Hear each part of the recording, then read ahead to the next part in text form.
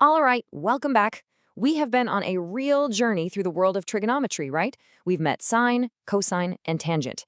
We know they each have a reciprocal partner, a sort of mathematical shadow. But there's one piece of the puzzle missing. Who is tangent's other half? Well, today we finally complete the set. So we've seen this pattern, haven't we? Every one of the main trig functions has a partner, it's reciprocal. You've got sine, and its partner is cosecant. You've got cosine, and its partner is secant. So the big question is pretty obvious. Who's left for tangent?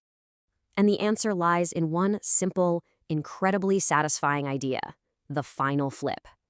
Just like all the others, tangent has a reciprocal. And with it, we can finally complete our toolkit of all 6 standard trigonometric functions. Let's do it.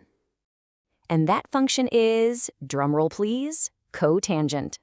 I mean, the name itself pretty much gives the game away, right?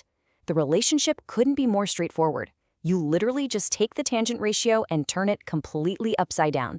It's not some brand new, scary formula, it's just a different way of looking at the same thing. And here is the key to never, ever forgetting which is which. You probably learned tangent as rise over run. It's drilled into our heads. Well, cotangent is simply run over rise. That's it. That's the whole trick. This one little change flips our whole perspective from thinking vertical first to horizontal first. Look at this table. Seriously, this slide has the entire secret on it. We know tangent is opposite over adjacent, so cotangent is just adjacent over opposite. We are using the exact same 2 sides of the triangle. The only thing that's different is which one's on top of the fraction. That's the whole concept right there. So, to make it all official, we can define cotangent, which we abbreviate as cot, in 2 ways that mean the exact same thing. First, you can think of it as the ratio of the adjacent side over the opposite side. Or, maybe even easier, you can think of it as just 1 divided by the tangent of that same angle. Both get you to the same place. Okay, theory is one thing, but let's actually put this new tool to work. We're going to walk through a few examples, starting with the basics, and then looking at a couple of trickier spots, just to make sure this concept really sticks.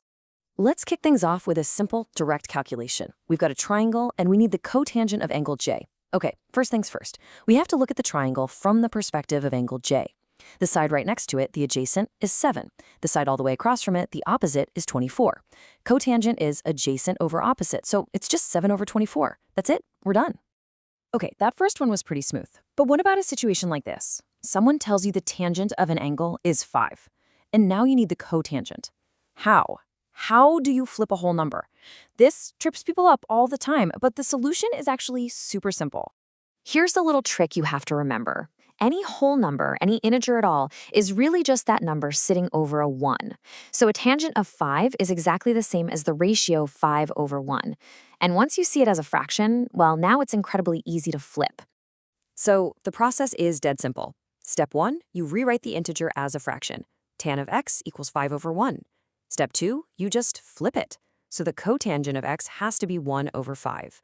That first move, turning the integer into a fraction, is the key. It makes the next step completely obvious. All right, let's look at one more, slightly more advanced case. This time we're given the cotangent and we need to find the tangent. So our first move is exactly the same. We flip it. The reciprocal of root 3 over 3 is 3 over root 3.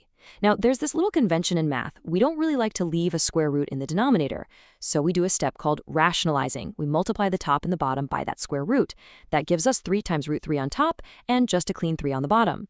And now you can see it, the 3's on the outside cancel each other out, leaving us with a nice, clean final answer. The tangent of w is just the square root of 3. Okay, I know that last one with the square root might have seemed a little complicated, but don't let it fool you. The truth is, the fundamental relationship between tangent and cotangent is by far the most logical and easiest one to remember of all the trig pairs. I absolutely love this quote I found. The absolute best named duo in all of math. And you know what? It's totally true. I mean, just think about it. The names themselves tell you they're partners. It just makes sense. Their names perfectly mirror their relationship. They're both built around the word tangent, and that little co prefix just tells you it's the partner, the flipped version. Honestly, the biggest mistake you can make with this pair is just overthinking it and forgetting how simple it is. So this all leads to a really fair question. Why? Why do we even need a flipped version? Isn't tangent good enough? Well, it turns out that in the real world, especially in fields like engineering, being able to switch your thinking from rise over run to run over rise isn't just a neat trick. It's absolutely essential. Think about designing something that has a very, very gradual slope, like a sewer pipe underground or a really long accessibility ramp. The horizontal distance, the run, is massive, right? While the vertical drop, the rise, is super tiny in comparison. In cases like these, it just makes more sense to think about the run first. For example, an engineer would describe a pipe's slope using a cotangent ratio, something like 100 to 1. That's a really easy concept to grasp. It means for every 100 feet you go horizontally, the pipe drops by 1 foot. It's an intuitive ratio, using clean, whole numbers. But what would happen if they were forced to use tangent instead? Well, if that same engineer had to use tangent, the ratio would be rise over run, which is 1 over 100. And as a decimal, that's 0.01. So let me ask you, which number would you rather plug into your calculations all day long, 100 or 0.01? This is exactly why cotangent is so valuable. It lets professionals work with easy, manageable numbers when they're dealing with these really shallow slopes. So let's do a quick recap. What are the key takeaways here?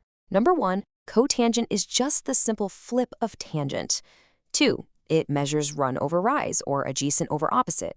3, it's the easiest and most logical co-function pair to remember. And finally, 4, it's super practical in the real world, especially for engineers, because it lets them work with nice, clean numbers. And that, my friends, is the cotangent function. So I'll leave you with this final thought. We've seen how thinking in terms of run over rise is a game changer for engineers.